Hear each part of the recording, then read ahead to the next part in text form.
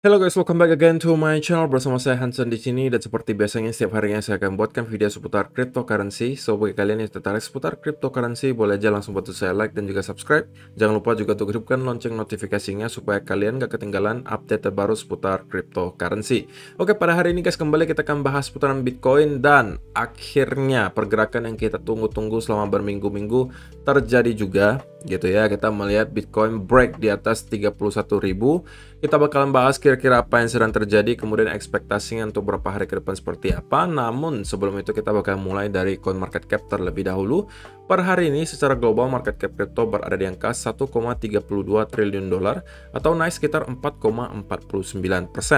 Nah, Bitcoin sendiri di angka 31.700-an, Ethereum 1.992, BNB 320, XRP 0,41, Cardano 0,58, Solana 47 dolar, dan Dogecoin ada di urutan ke-10 dengan harga 0,087 dolar. Ya, jadi per hari ini kita melihat market lebih exciting lah gitu ya. Kita mendapati pergerakan yang lumayan, kenaikannya ranging antara 1,sekian% hingga kurang lebih ada yang belasan persen.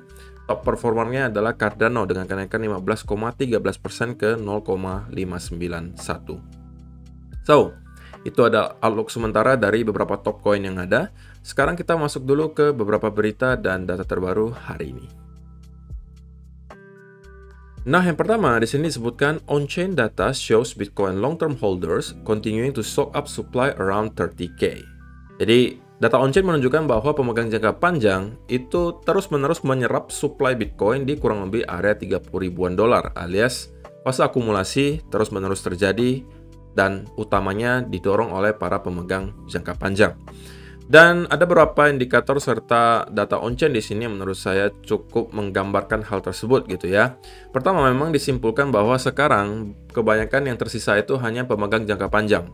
Para short-term holder, para newbie-newbie, dan juga para orang-orang yang mentalnya tidak terlalu kuat rata-rata sudah keluar semua dari market, dan biasanya mereka pasti akan keluar-keluar di media sosial mengatakan Bitcoin itu adalah scam, Bitcoin bakalan ke nol, Bitcoin adalah Ponzi, dan Bitcoin adalah penipuan, gitu ya.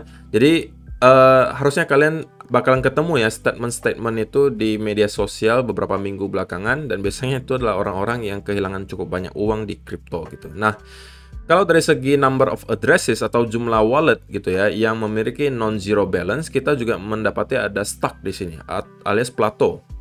Nah, ini juga hal yang sama terjadi di pertengahan tahun 2021. Ketika itu, plateau in wallet growth during periods of uncertainty. Jadi ketika ada ketidakpastian di market, biasanya hal yang terjadi adalah kita tidak melihat adanya kenaikan dari jumlah wallet atau jumlah alamat Bitcoin yang memiliki non-zero balance. Ini artinya apa? Tidak ada orang-orang baru yang kembali masuk, tidak ada investor-investor baru. Yang ada itu adalah orang-orang yang hanya bertahan gitu guys. Oke.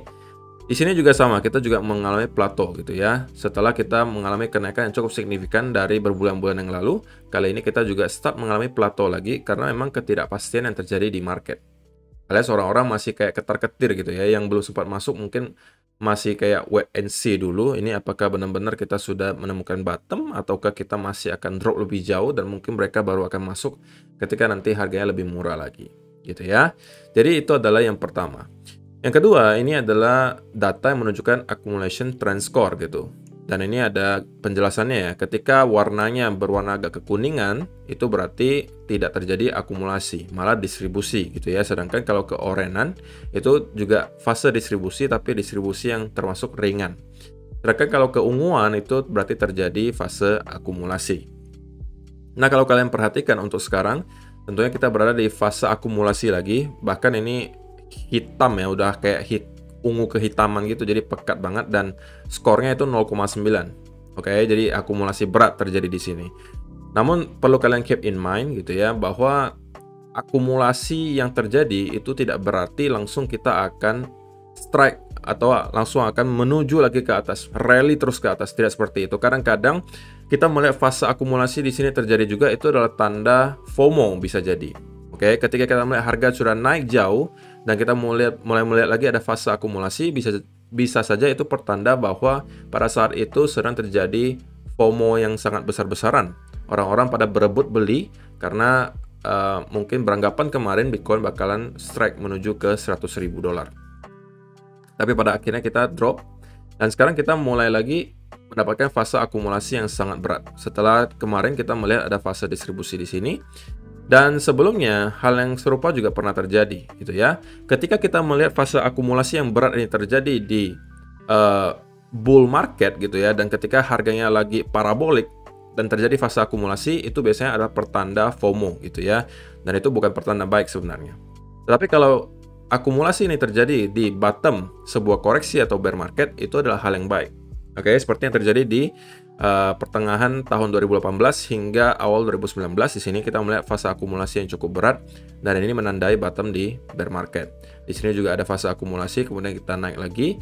Hal yang sama juga terjadi di tahun 2020 kemarin ketika Black Swan event terjadi, gitu ya. Kita juga mendapati fase akumulasi di sini sebelum pada akhirnya kita kembali naik ke atas.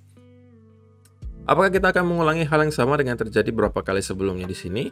Who knows, gitu ya. Yang pasti yang kita bisa lihat dari segi data adalah akumulasi masih terus terjadi, gitu ya. Dan supply masih terus diserap oleh para pemegang jangka panjang. Dan harusnya kalian juga termasuk orang-orang itu yang masih secara mental kuat.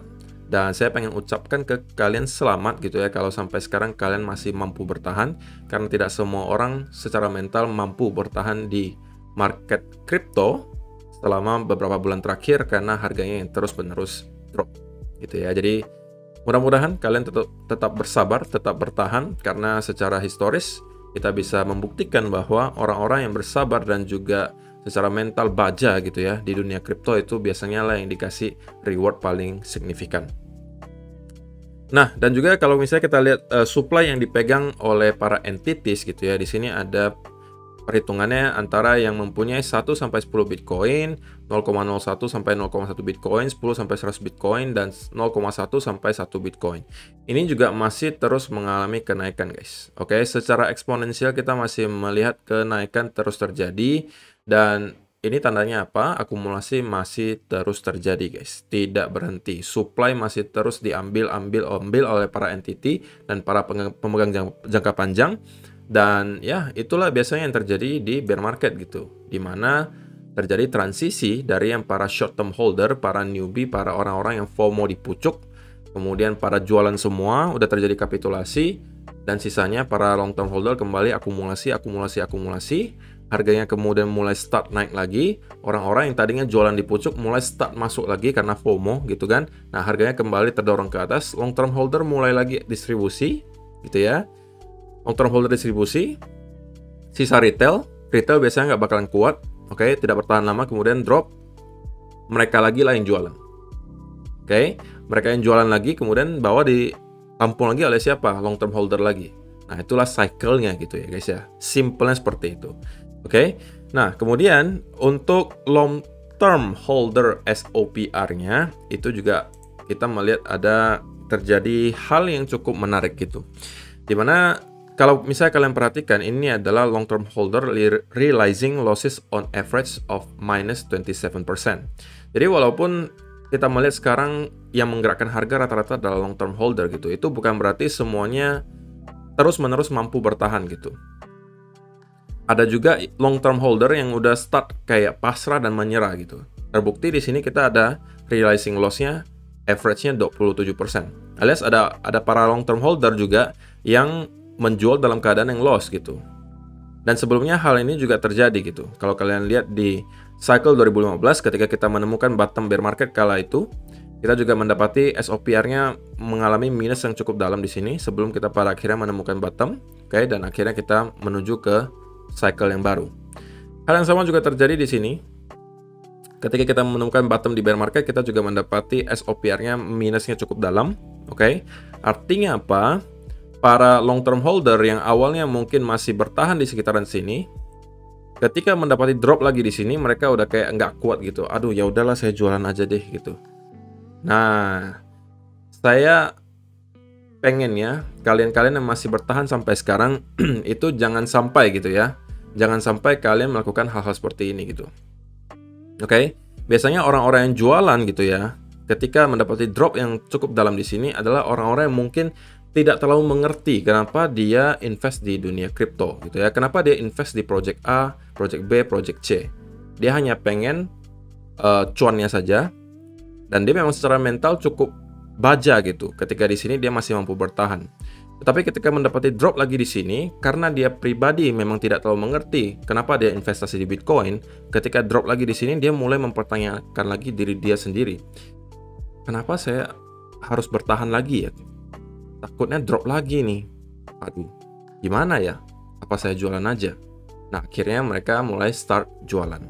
Dan itulah fase kapitulasi terakhir sebelum kita mendapati cycle baru. Oke, kali ini walaupun kalau kita perhatikan tidak sedalam SOPR-nya ya, tidak sedalam cycle-cycle sebelumnya, tapi kita udah termasuk cukup dalam. Apakah itu artinya kita sudah mencapai bottom? Who knows gitu ya. Tentunya masih ada ruang bagi kita untuk mungkin drop lagi sedikit lebih jauh. Oke, dan mungkin menuju lagi ke area di sekitaran sini, seperti yang sebelumnya terjadi 2 kali di sini, dan baru kita mencapai fase kapitulasi akhir sebelum kita menemukan cycle yang baru lagi.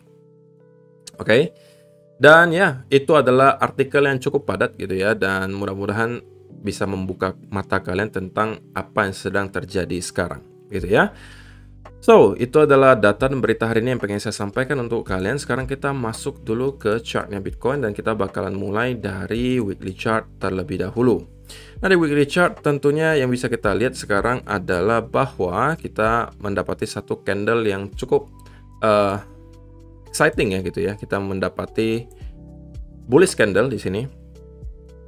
Ya, kita start rebound setelah 2 kali mendapati indecision candle.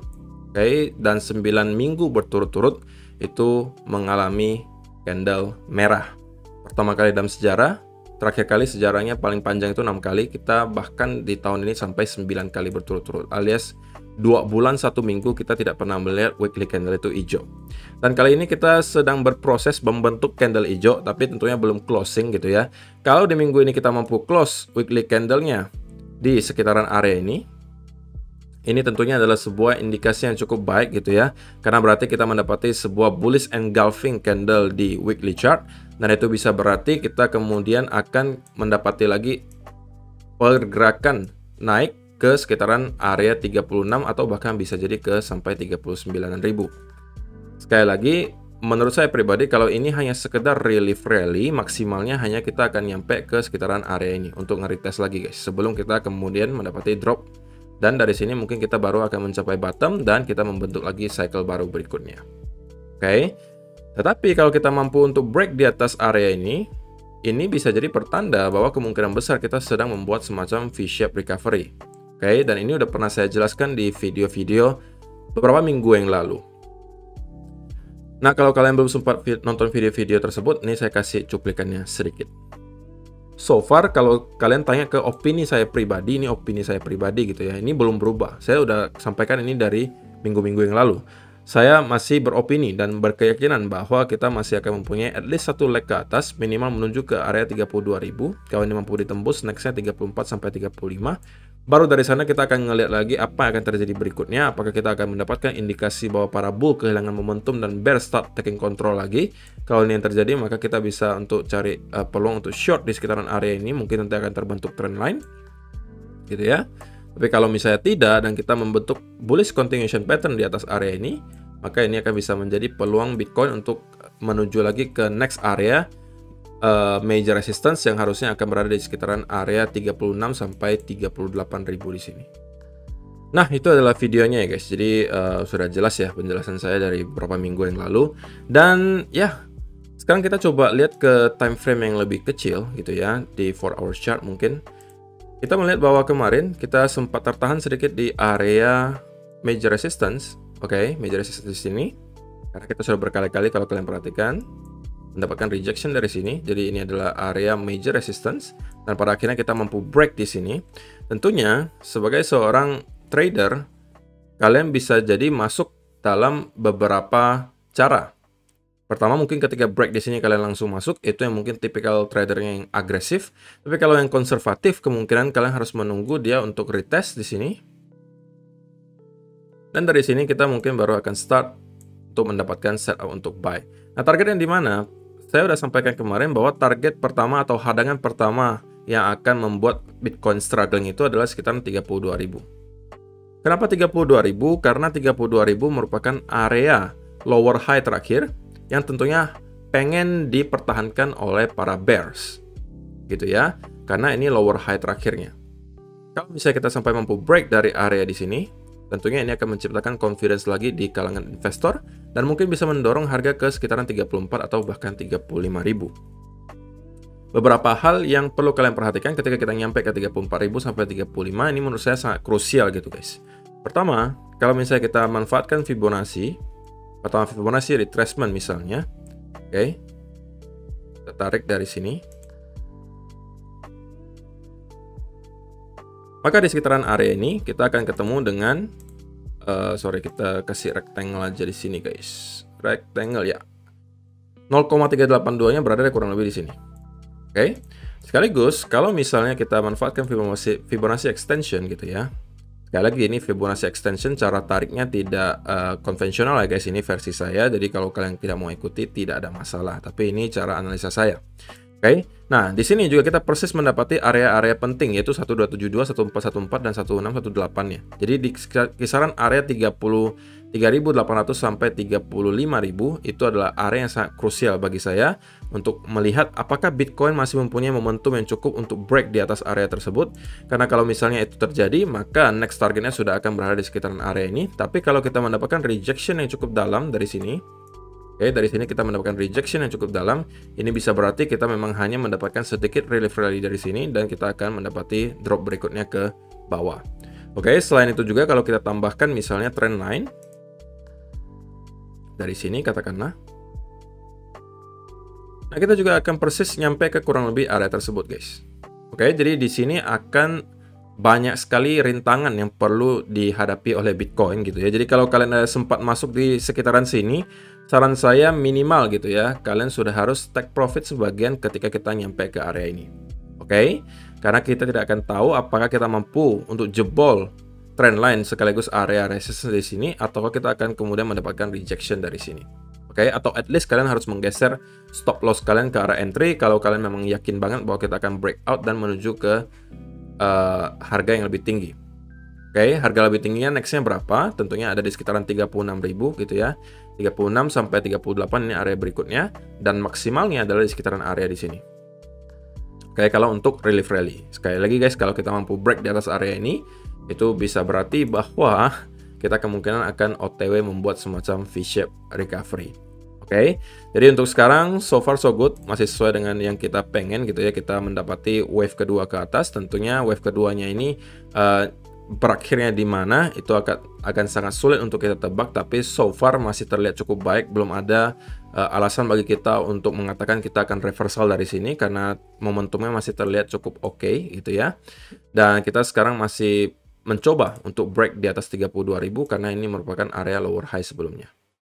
Oke, tapi kalau misalnya dikasih di sini kita retest dalam bentuk corrective move, misalnya ada pattern bullish flag kah atau ada falling wedge di sini atau ada bullish pennant, terserah gitu ya. Yang penting menunjukkan akan adanya continuation bullish, maka itu bisa menjadi salah satu setup bagi saya. Oke. So, saya rasa penjelasannya cukup jelas untuk hari ini guys. Terima kasih yang sudah menonton sampai selesai. Semoga bermanfaat video hari ini dan kita akan bertemu lagi di video yang berikutnya. Bye-bye.